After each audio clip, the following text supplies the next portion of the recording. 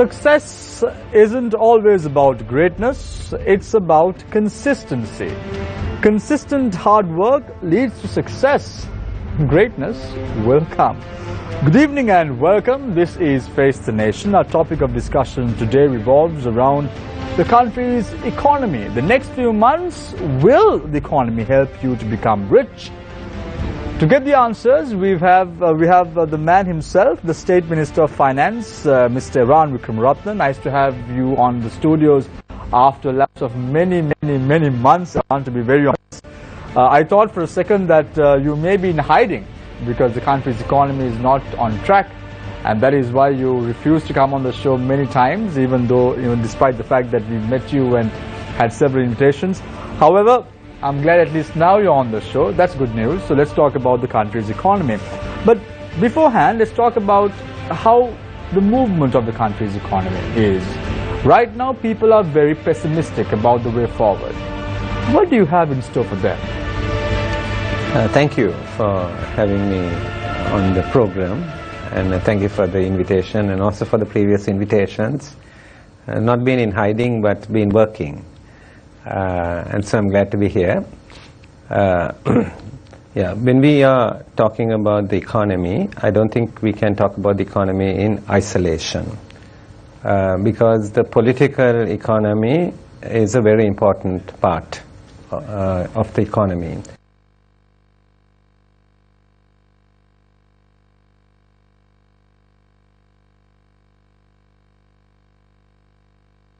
Time and trying to basically establish a policy framework which really is a long-term policy framework.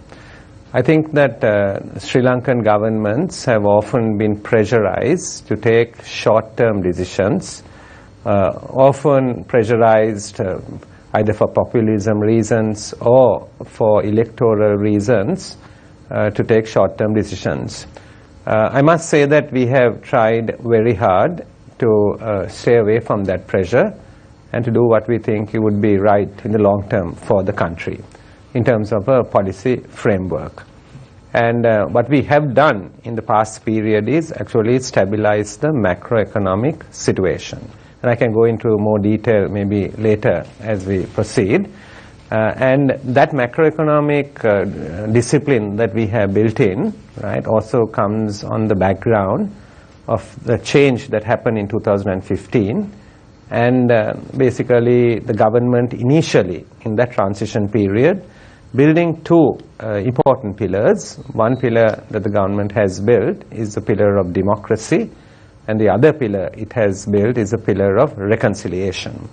It's now based on those two pillars that economic development can progress and economic development can be sustainable.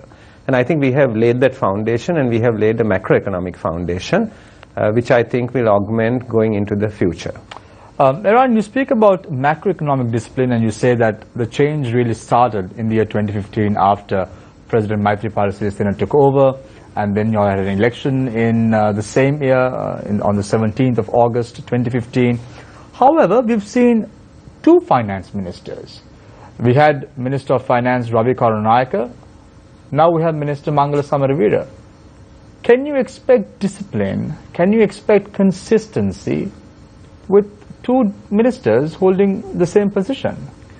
Well, it would be an ideal situation if you had the same minister in office over a considerable period of time, because it will certainly give you policy, consistency, direction, leadership and things like that. But as you know, in a democracy that does not always happen. And as I said, we have been building on that pillar of democracy, and this government has certainly done unusual things which I don't think a previous regime has actually But Iran, done. Can I safely say, it's not a democracy, but it's a corruption within the government that has led to this situation and nothing else? I would say this. I would say that corruption, right, is inherent in the Sri Lankan system, and there is a systemic corruption in the system. And I look beyond people and individuals, and I would want to see that systemic corruption gradually reduced. So certainly, I don't think anybody would deny the fact that there is corruption in the system. But I think that the good thing about what we are seeing presently is that democracy is at work. If I were to give you very quick examples, we have basically strengthened the legislature vis-a-vis the executive. That's something that I think we have to take credit for. We have strengthened Parliament. We have sectoral oversight committees in Parliament. We have opposition members who chair these committees, backbenchers who chair it. We have strengthened also in this period basically the rights of citizens by bringing the Right to Information Bill, something which was overdue, which was not brought for a considerable time. Scandinavians have enjoyed it for 200 years, Europeans for a shorter period. Countries in Asia have enjoyed it, but Sri Lankans didn't. We have given them the right to information. We have brought in this same period, a new audit bill. We promised to bring this bill in the first 100 days, but due to various reasons, discussions, and so forth that went on, this took 2.5 years or more to actually be brought into Parliament. But the fact of the matter is, we have brought a new audit bill. We have strengthened the audit process. We have strengthened democracy in various other ways. In fact, Sri Lanka, though it boasts of having its first woman prime minister in the world, even representation in the legislatures, in the local governments and so forth were low. We have brought new legislation. We have increased the participation of women in the process to nearly 25% in local government. So on one hand, we have strengthened the democratic process. We have seen that the judiciary has been strengthened.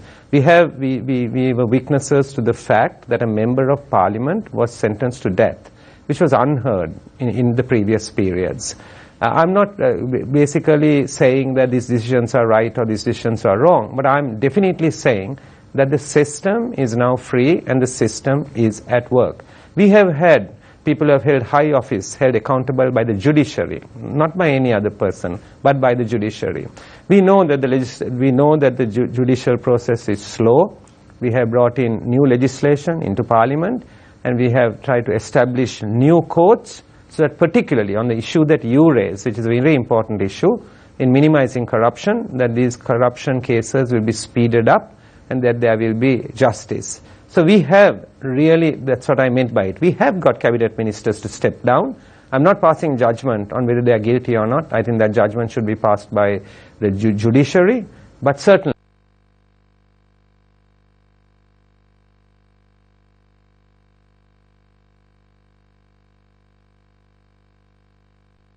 freedom. Iran, you speak about ministers stepping down. We saw the manner in which, when the avant-garde case cropped up, Minister Tilak Marapan stepped down as the Minister of Law and Order. Several months after, he was appointed once again as the Minister of Foreign Affairs. So where is justice to the people of this nation who appointed you all to the legislature at the end of the day? Yeah, I would certainly say that to establish justice, there is more than one party in the system. An important party in the system is the government of the day and the executive. There are things that the executive can do, and there are things that the executive should not be doing.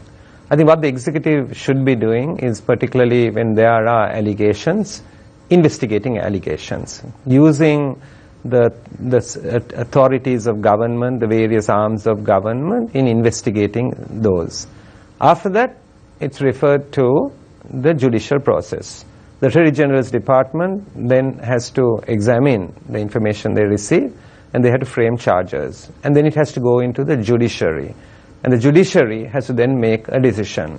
And I think there is an important line there. Because if we were to cross that line, the chances are those who are basically in the opposition are going to say that everything that we have done has been politically motivated. So, I certainly feel that for justice to be done, there should be basically a speeding up of this process. So you referred to ministers stepping down, allegations against ministers, and so forth and so on. And in the political arm of government has basically, I think, done something which no previous regime has done. They've asked those ministers to step aside. But I think now it's up to the Attorney General's Department and the judicial process to take over, frame charges if there are cases, to frame charges, and then for the judiciary to hear it and dispense justice. Aaron, you speak about consistent policy. We saw the manner in which recently at an event in Colombo, several media, several heads of business organizations outlining the fact that there is no consistent policy within the government. You all keep on shifting the goalpost every single time something good happens. Consistent policy, isn't this important? You've been a banker. You know how important consistent policy is. And you being as the State Minister of Finance, you are also partly responsible. Why is that?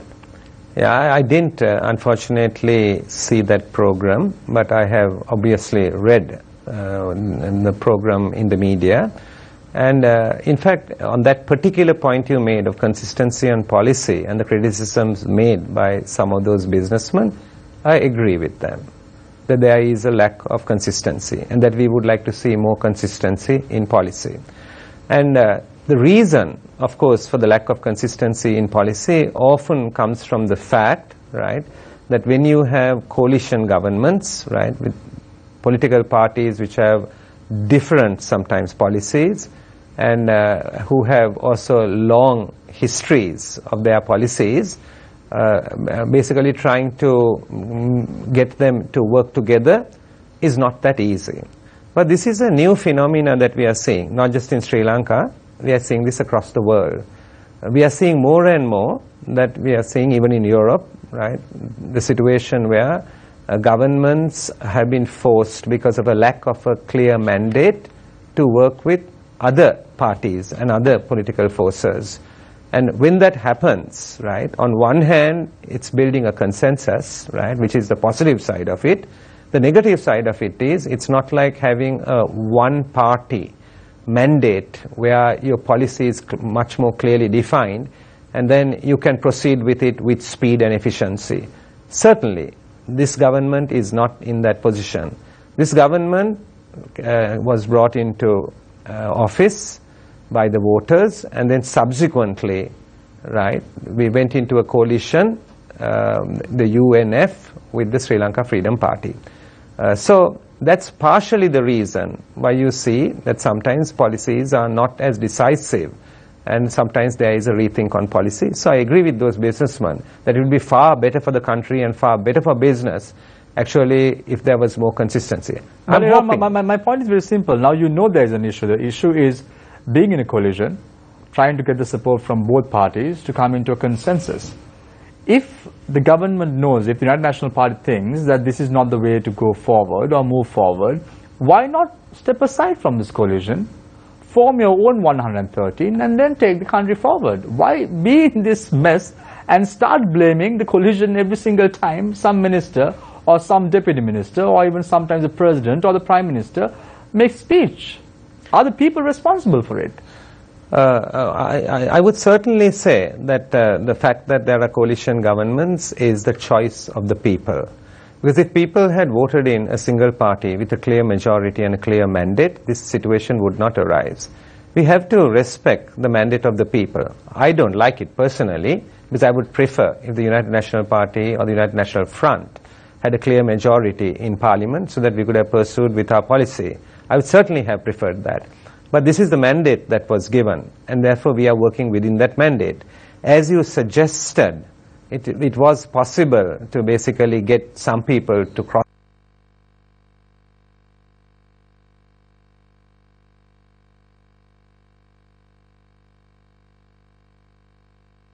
mandate that people voted for. Would that be the right thing to do, and so forth. So I don't think there is really a very clear answer on that. But certainly we are... In a democracy it could happen. In a democracy it could happen. It could happen, and it could happen, as I said, and people, if it did happen, some people have still questioned it, whether that was actually the mandate. Others would have said, well, it will lead to more efficient government, and that would have been the better choice. But certainly we are working now within the framework of the mandate that has been given. The way that you are going right now, Iran, do you think that you all will have a chance at the next election? I think you're raising a very interesting question. And I think this is the question that has been raised over the past few decades. And the question raised... I think in particular the last few years. and the past few decades, I would say. The question is, the reference point is, you know, are you making decisions that will return you to power? Is the election result the final determinant of what you should be doing? Is it really having, you know, the populist policies that could get you re-elected? And here I beg to differ. I have a different view. And my view is that we have to have leaders in this country who have a long-term vision and a long-term plan. People who will tell the country, this is what we think is in the best interest of this country in the long term. We know that we may have some electoral consequences with it, but I think that this country is now at a place, there's a new generation of voters. A generation of voters unlike the generation I was born to. I was born into a generation we didn't have a television set when we went to school. We only had a radio. We didn't have a phone. My mother waited 10 years on a waiting list for a phone. A generation in which we never heard the word internet and had instant information. But the generation that is now a voter, they have been born with the mobile phone, born with the internet. They are more globalized, more internationalized. They have more information about the world. They can make comparisons, not with their city and village, but actually with their city in this country and what's happening internationally. It's a new generation of people. And I think that if we actually tell that generation, these are the choices the country faces, these are the consequences, these are the long-term benefits and gains, I am confident that people will begin to think through it and people will vote for a longer-term plan and a longer-term vision. Iran, so this is a very generation, Iran, who does not want politicians to make false promises to them. This is a very generation. They are well aware about what's happening in the world. You see what happened in France. You see what happened in Canada. We saw Brexit. We saw the United States of America. They don't want to be deceived anymore. And do you think you'll have a chance the way that things are happening right now in the country? 2020? I think that if we go about explaining this to the population and we tell them why the decisions we are making, why we are making these decisions, because it's like even in a home or in a house, in a house economy, you have choices that you can make. There are short-term choices and there are long-term choices. Whether it's to do with consumption and investment, education, so the government, and investment. All actions or activities done by the government has a rationale. Is that what you're trying to say? I won't say that all activities done by the government has a rationale, but certainly the policy framework that we are following has a rationale. Let's talk about the last 1 week. I want to open the floor for questions from our journalists as well, Sonali, as well as Nadim. But before going to them, I just want to ask you one final question. Just last week, we saw a powerful minister's son getting married at the Temple Trees. Now, what is the rationale behind that? Because you all were the very same government who came. I still remember, I still recollect how Ranjan Ramanayaka sat on the floor of Temple Trees and talking about how lavishly former President Mahinda Rajapaksa has spent money to build a new building, to uplift his bathroom, so on and so forth. Now, you all are the same government who was appointed to power. And the very government goes and has a wedding. And there is no offense or there is no problem with Chatura having his wedding at Temple Trees. But the question is this the precedent your government is setting? What do you have to say about that for the new generation? Yeah, the first thing I would like to say is that I was not at the wedding, so I can't really comment on lots of details. And it was I think the point that needs to be made that it was a private function. And I think that I saw in the media a statement issued by the Prime Minister's office that it was a private function, it was privately funded, and that hall has been sometimes rented out for functions outside the government. And this apparently, this hall, which is next to the residence or the Prime Minister's office, Temple Trees, has been rented for this function. So I wouldn't like to comment more than that because it's a private function. And so who got the money? If it's a private function, did the Treasury get the money, or did the Minister I guess because that's under the administration of the Prime Minister's office. right, that payment would have been duly made into the Prime Minister's office. So I open the floor for questions from Sonali Varangabati, who is an attorney at law, and then on to my far left is Nadeem Majid. But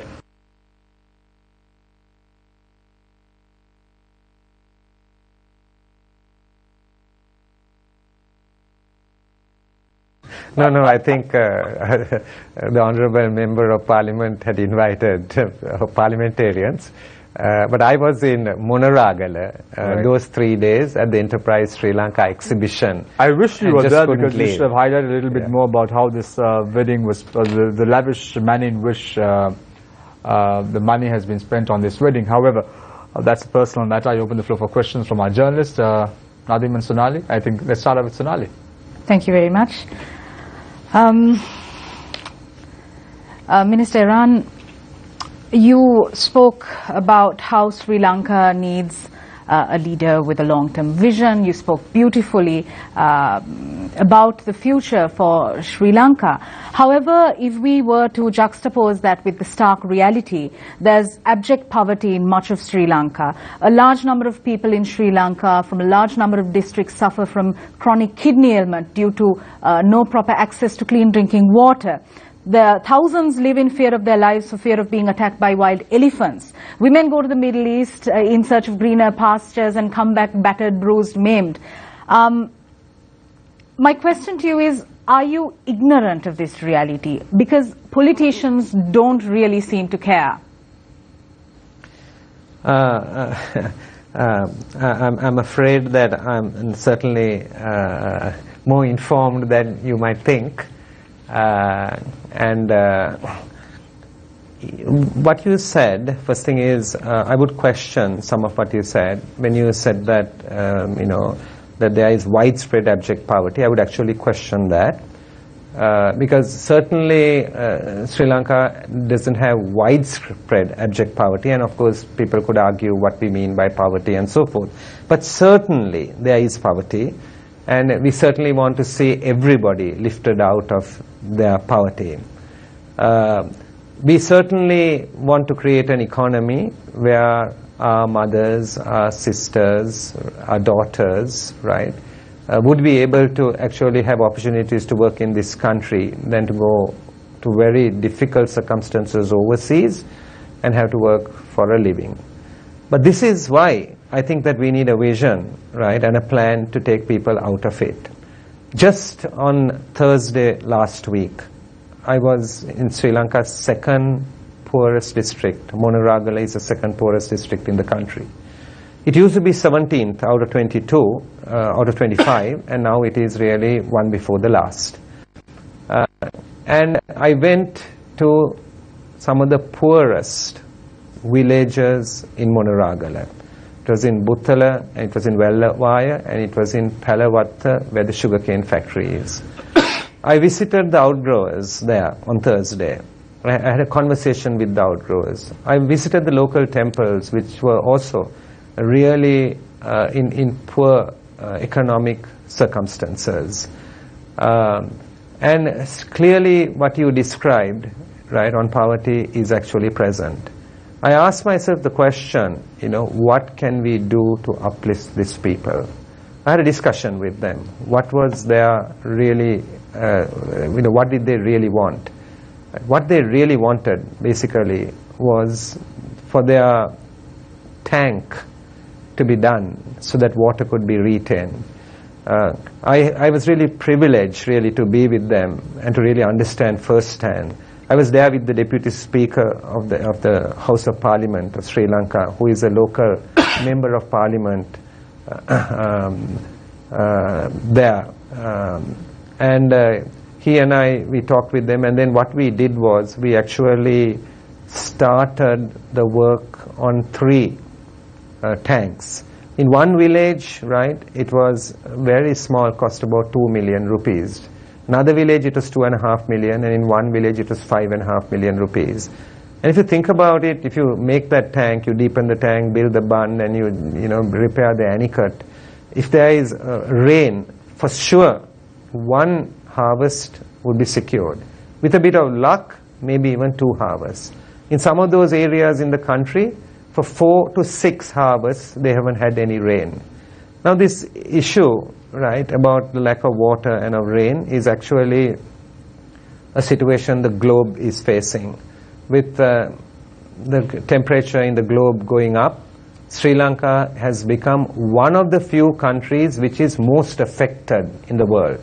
We haven't contributed to global warming, but we are facing the consequences of global warming, and therefore we have it. So that's one reason why we have decided to basically do 1,200 tanks, because if you could preserve the water, particularly in the agricultural areas, the agricultural economy will take care of itself. So it's the vision, right, is to take people beyond that. So we need to meet, certainly, Sonali, we don't want to ignore, what's on our doorstep, but I'm looking beyond that.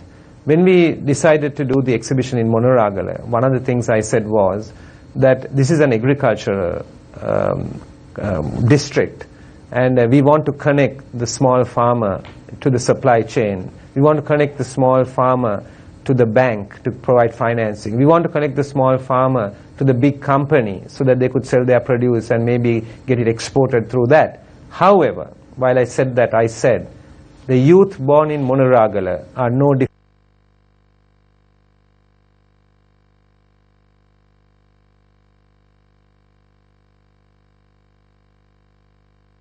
The information technology companies should also come to the exhibition in Monoragala. So that's the vision part. The other is, I fully realize what you are saying, is the reality part. We have to deal with present reality, but we need to have a much more forward-looking vision. Yeah, Minister, what I mean is we speak eloquently on visions. However, when it comes to really seeing the job through, I'll give an example. The process of constitutional reform, the MP's code of conduct, these have been at a standstill. Whereas if you take increasing allowances and emoluments for MPs, they get passed almost instantaneously. So there's a huge disconnect between the parliamentarians who people elect to office and the aspirations of the people actually being met. Do you not agree with that statement? No, I won't agree fully with it, because if you take the MP's Code of Conduct, for example, the MP's Code of Conduct has been adopted in Parliament. I would say we should go further. We also adopted a new set of standing orders in Parliament. And one of the things in the new standing orders in Parliament is that there is an ethics committee. Now, the Sri Lankan Parliament has never seen an ethics committee previously. In fact, I raised it the other day in an internal discussion in Parliament. Minister, sorry for interrupting you, but just on the issue of standing orders, we have seen this past year, actually last year, that Parliament may not have much regard for its standing orders because the Provincial Council Elections Amendment Act was adopted in what to everyone else appeared to be clear violation of standing orders of Parliament. So while having the rules is useful, what real mechanism is there to hold MPs accountable? Yeah, so I said there is no one answer to that. Certainly the rules, the laws, all should be in place, and then there should be basically the law enforcement, whether it's in Parliament or whether it's outside Parliament. And certainly the country has some weaknesses there which should be strengthened. Even if you look outside Parliament, the legal structures are there, the laws are there, right? But then you see often the laws being broken and the implementation wanting, and that needs to be strengthened. So I would say the Code of Conduct is there in Parliament, new standing orders are there, frameworks have been created, like I was saying about the Ethics Committee, which is going beyond law, where people could be brought before it, people could be questioned. If I were to use an example, recently a member of the British Parliament, Mr. Paisley, was being questioned by a British parliamentary committee. And what was he being questioned about? He was being questioned about the fact that he had been twice to Sri Lanka and he had been on some kind of holiday, right, in Sri Lanka, and that it had been funded by the Sri Lankan state in some way, and that he had not made full disclosure to the British parliamentary authority. And therefore, after the hearing, they held that he was guilty, and therefore he was suspended, I think, from Parliament for about 30 days or something like that. Now, that was if you really strictly look at the example that I quoted, Britain suffered no financial loss. If there was a financial loss, it's Sri Lanka who suffered the financial loss. But in Sri Lanka, there was no discussion about it. But in Britain, there was a discussion about it. And why was there a discussion about it in Britain? Because it was beyond the law. It was not just about finances, it was about ethics. That is why I think that we need to have the ethics committee. We need the speaker to appoint the ethics committee. We need to have MPs come before it. And like in the British tradition, right, there should be ways in which members of parliament who don't follow those should be reprimanded, like it has happened in Britain. Now, while we haven't had this tradition, I think the fact that we are creating the frameworks and we are moving in that direction is actually laudable. I would even go to say that we are seeing, even though we may not be meeting the expectations of everyone who has voted for us, I must say this, that the things that are happening now were unthinkable earlier. You see that the fact that members of parliament can be questioned, members of parliament can be arrested, there can be judicial processes initiated against members of parliament. Certainly the process needs to be strengthened a lot more. But I think that we are seeing things that we really haven't seen in a long time. Minister, you mentioned in your opening remarks about the recently passed Judicature Amendment Act, which established the special trial at bar, special high court at bar. There are some who would argue that these are draconian measures that are intended as political tools, that it is a politicization of the judiciary. What is your response to that? In fact, as the debate in Parliament went, this was put, that is this political move, is this a political victimization. Right. So that is a thing that was thrown at it. But look at it in another way, right? If we just take that argument and we don't really proceed with it, what are we really doing? We are protecting members of parliament, we are protecting ministers, we are protecting high officials who are corrupt. This is there basically to expedite on corruption. So to overcome that problem of saying that this is political victimization, there were some checks and balances that were put in place. And I think that was very good. One of the things that was put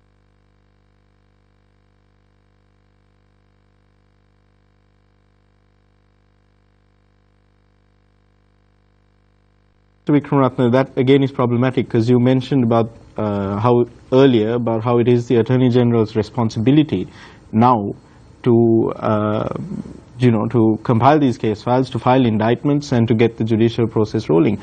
But in essence, in Sri Lanka's case, the Attorney General is part of the executive branch of government and is thereby part of the government of the day, and is therefore maybe susceptible to political interference. Yes, so there is a check and balance on that. He is only the proposer of it. But whether the case is going to be taken up by the special court will be determined by the Chief Justice of the country. That's the check and balance on the system. So politicians like myself, if we are brought before this court and there's been a case, we can't hide behind the fact that it's a political victimization. If the Chief Justice of the country has determined that there is a basis for hearing this court, I will go even further, and because you raised an important question. You raised the question about the Attorney General being the agent for government, and therefore could be susceptible to political pressures brought by the government. I would say that the day should come in this country that we should go even further, and we should separate the office of the Attorney General from the office of the independent prosecutor. Some countries have an Attorney General, and some countries have an independent prosecutor also. We don't in this country. And maybe at this stage it doesn't matter, as long as we address the kind of concerns you raised and put in measures like we put in this particular case, that the Chief Justice has to determine whether this particular case should be taken or not. But also in terms of law enforcement, Mr. Vikramatne, you have the, I saw in the headlines of today's papers that the National Police Commission has 100 cases that it's going to meet the Speaker about. At the same time, I realized that the National Police Commission, or even the Inspector General of Police really, has very little to no control over a specific unit of the police, a division, the Financial Crimes Investigation Division, which is responsible to a subcommittee of Cabinet headed by the Prime Minister. isn't this also another hint of political utilization of law enforcement? I wouldn't agree with you that it is political interference. It may not be perfect, that I might say. And I think that that doesn't just go for the police commission. I think that, as you know, the commissions or lots of new commissions were created actually during our period in the 19th Amendment. What are the roles of these commissions? Are they regulatory? Are they policy? Or are they operational? I think now that we have seen these commissions in operation for about a year, right, we have to ask ourselves this question and start to define, how these commissions, whatever those commissions are, not just the police commission, even the procurement commission, is it operational? Is it a regulatory commission? Or is it basically a policy commission? And I think that is not very clear. Thank you for bringing up the Procurement Commission, actually, because the National Procurement Commission, with the signature of the Director General of the Commission, I believe, has issued or has gazetted a set of procurement guidelines. This was done in May this year. However, there is no Act of Parliament detailing what the role and functions of this commission are. The only reference to the commission in law, as far as I'm aware, is in the Constitution. Is it possible for this commission then to issue a gazette in this form? And while procurement guidelines now exist in name in that gazette as of May, who's really following it? Yeah, so you are right. There is a lacuna because there have been instruments created in the Constitution, and then as to how they operate and what is their ambit in operation. For example, if it is operational, the responsibilities are operational on procurement, then they need to have a procurement agency which operates under them. My own reading of that is that might be the wrong way for Sri Lanka to go. I think the Procurement Commission should be basically more at the policy level on procurement, and if we need to have an appeals process, maybe that appeals process should be probably more at a judicial level. So, as you correctly said, I was saying, is there is some questions coming up 1 year or 2 years, really about a year into the operation of these commissions, and more clarity is needed. Very quickly, because we were talking about poverty alleviation earlier, now one of the programs that the government has devised through the last budget actually as not just a poverty alleviation but also an economic development program is Enterprise Sri Lanka. We have seen programs like Jana Savia in the past. What guarantee can you give to the people of Sri Lanka that Enterprise Sri Lanka will actually accomplish its stated objectives and is not just another handout scheme? Enterprise Sri Lanka is definitely not a handout, and I think there is a big misunderstanding about it. Enterprise Sri Lanka is about a concept that we need to promote. And the concept that we need to promote is because that's what will lead to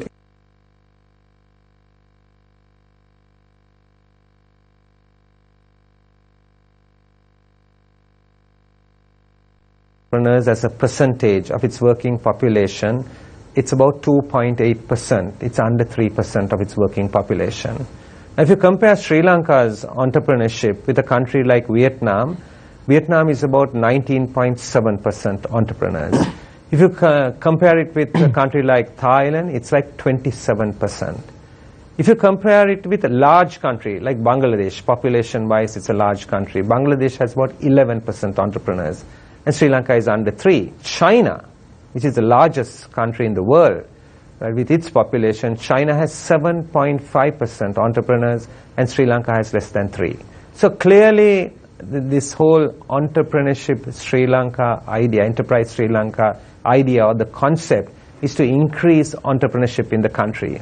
The Finance Minister Mangala Samaravira, in his budget speech in November 2017, propose this concept. And I think it's a very important concept. What are the problems that Enterprise Sri Lanka deals with? We know that access to finance is one, but going beyond the actual access to finance and giving potential entrepreneurs concessionary loans, what is the scope of the project?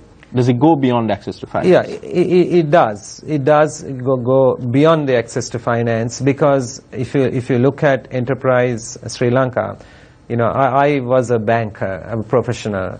I drive home in a new car one day and my car is parked outside my house, and the neighbors keep talking and they say something like, oh, he must have got a promotion, you know, he's probably going up in the company, he's got a new car. And months later, another new car is parked in my neighbor's house. He's an entrepreneur. And the other neighbors are talking. And what are those neighbors saying? They're saying, oh, he's a businessman. Don't know how he got the money. Don't know if he has paid his taxes. Don't know if he has done something. Now, the reason I gave you that illustration is that in Sri Lanka, mothers and grandmothers, fathers and grandfathers, we tell our children, you need to be a doctor, you need to be an engineer, you need to be an accountant, you need to be a professional. And therefore, professionalism has been promoted as opposed to entrepreneurship.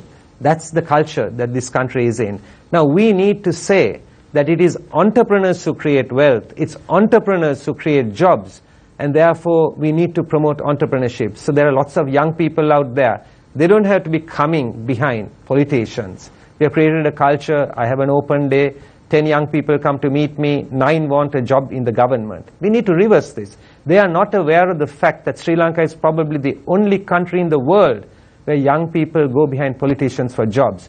This is unacceptable. This culture we must change. That's why Enterprise Sri Lanka has a real meaning in what we are doing. The loan schemes you referred to, I can tell you this, the banks will decide whether that project is worthy of being funded or not. Where the government comes in is, right, we are saying to encourage entrepreneurship, we are saying that if a loan is being given, the loan can be the subsidy. The government will meet the interest payment to the lending institution. So it can be 100%, 75%, 50%, or 25%. That's the encouragement we are giving. And then we are giving for small loans, we have an arrangement with the banks in doing some risk sharing. Eran, interesting points indeed about the Enterprise Sri Lanka program that the government has come about, but I'm just trying to figure out, when the government does not even have money to reduce their trade deficit, how on earth are they going to find the money to pay off this interest? Actually, the real situation is, if you look at these, the numbers are very, very small. You see, it's like saying that, I mean, the government has a trade deficit, and that would be a large trade deficit. Mm-hmm. But if you look at the number of loans, the number of entrepreneurs, this is a long-term program. This is not something that's going to happen overnight. You speak about your neighborhood, and you try to imply saying you had a new vehicle and the person next door had another new vehicle a month later. However, in Sri Lanka, it's not the same. There are 21 million people living in absolute dire need at the moment. They can't even find 3 basic square meals a day around. So let's talk about facts. Your interest-free subsidy goes to in three areas. One is the Madhya Aruna program. The other one is the Dirisavya program, and the other program is called the Arabam program for young graduates. Let's talk about the Madhya Aruna program. 300,000 for registered journalists to purchase media equipment. That's what it says. Me being a journalist, I'm talking the practicality of this. You have approximately around less than 10,000 journalists in Sri Lanka who are registered with the Government Information Department. Okay, you give 300,000 rupees and interest-free loans to these 10,000. Is it really practical? Tell me, what are these journalists going to do with this money? Yeah, first thing, let me explain. Enterprise Sri Lanka has more than 100 loan schemes. I have a few here. There is 3 areas. One is the full interest paid by the government, 75% paid by the government, 50% interest paid by the government, and 25% interest paid by the government. Those are the only ones that I've mentioned in the those are in the handout that those are the interest subsidies that are being given. But there are about 100 loan schemes into about 15 groups. right? So it covers a broad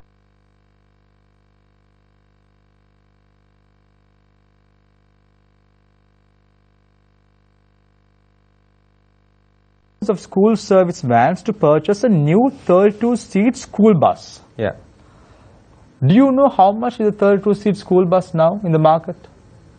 I mean, I don't personally know what the market price of a vehicle is.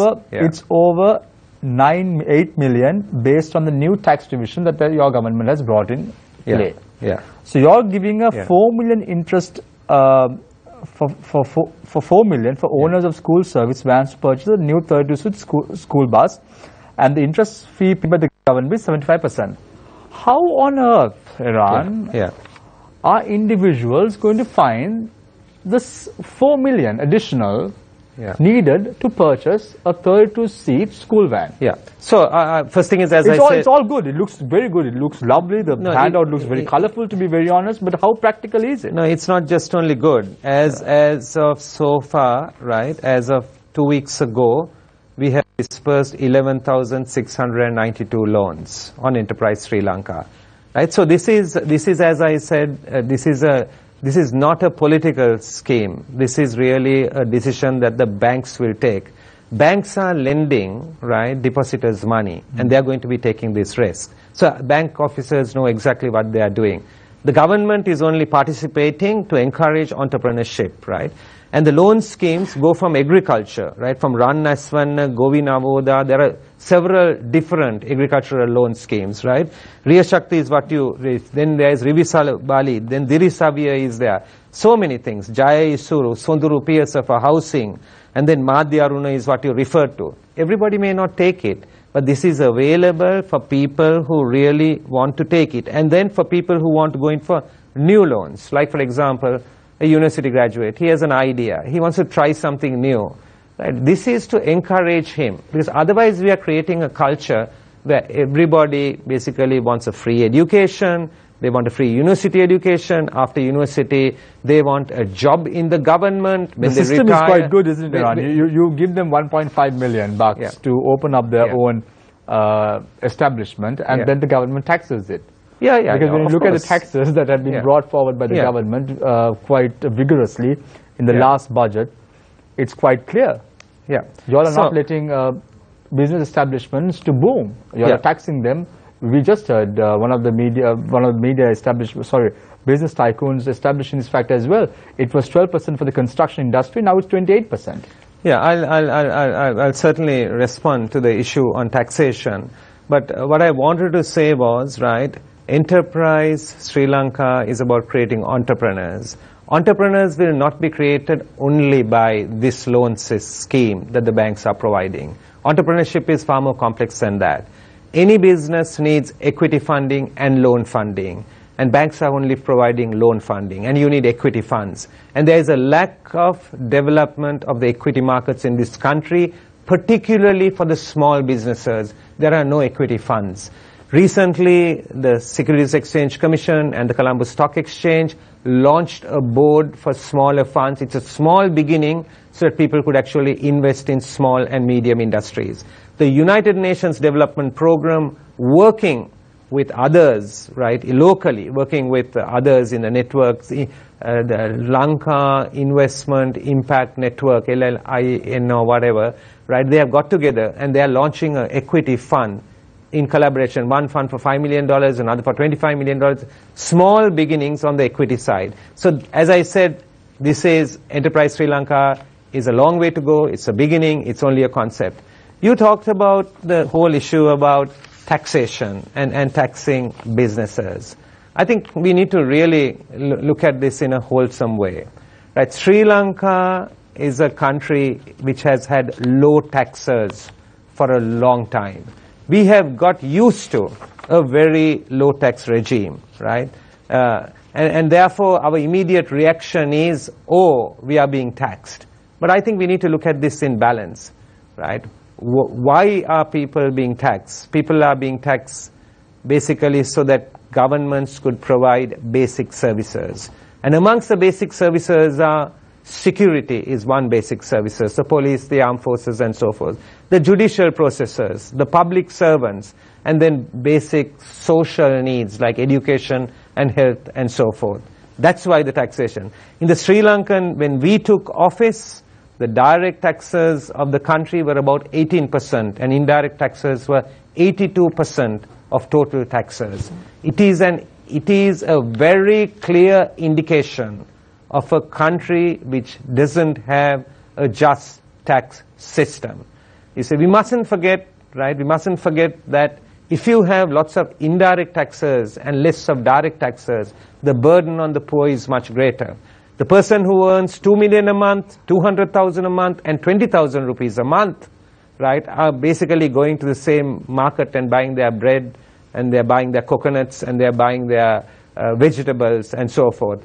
But the burden of tax, if indirect taxes are high, are much higher on the poor, but not so on the poor. Nadine, we're going for a short commercial break, and when we come back, we'll discuss some more with Minister Ranil Wickramaratne about the state of the country's economy. We're now going for a short commercial break. More things, of course, to discuss with the Minister.